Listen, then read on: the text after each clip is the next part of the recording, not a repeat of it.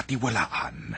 ABS-CBN News and Current Affairs. Panig sa katotohanan. Panig sa bayan. Sa ulo ng mga nagbabagang balita, UE helicopter ng Air Force bumagsak sa Tanay Rizal, 2 sa 5 sakay sugatan. Exclusive, 740 mga pasahero ng Cebu Pacific na stranded dahil sa nasirang mga eroplano. 400 pamilya nasunugan sa Project 4, Quezon City. Lalaking hostage taker napatay ng mga pulis, pamangkin niyang hinostage, tinamaan ng bala sa tuhod. Mall, siksikan sa mga naghahabol ng pamasko. Traffic, nagsikip lalo na't sahod ngayon. Father Robert Reyes at 3 pang sibilyan dinampot ng Peninsula Standoff, nakalaya na. 4 na sangkot umano sa nakawan, holdapan at panggagahasa sa Imus at Dasmariñas, Cavite, na aresto. Presyo ng LPG, bababa ng piso kada kilo simula bukas.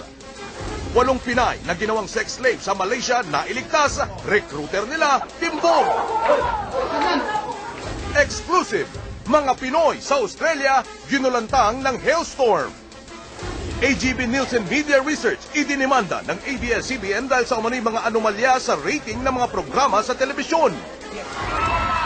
Tradisyonal na Oblation Run sa UP may malalim na mensahe ayon sa Apo Fraternity. Susan Roses pinangunahan ang paggunita ng 3 anibersaryo ng kamatayan ni FPJ. Cecil Mamiit naka-gold sa SEA Games matapos silatin ang pambato ng Thailand. At Piolo, tahimik ng pinaghahandaan ang kanyang kasal.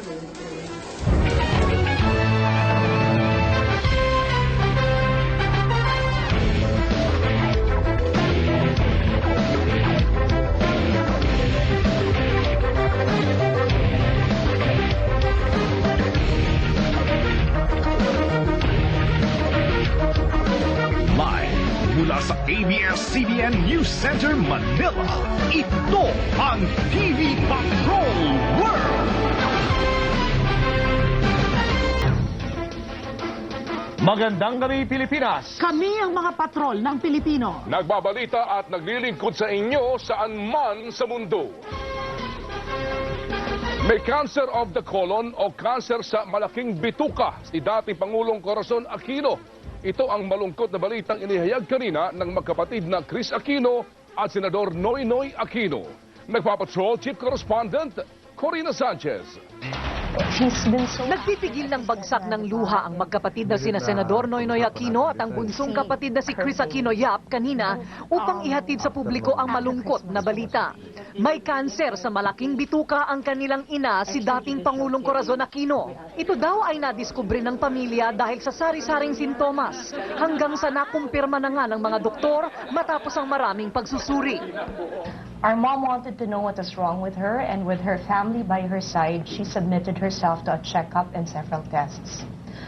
The results show that our mother is suffering from cancer of the colon. Pansin na rin ng publiko ang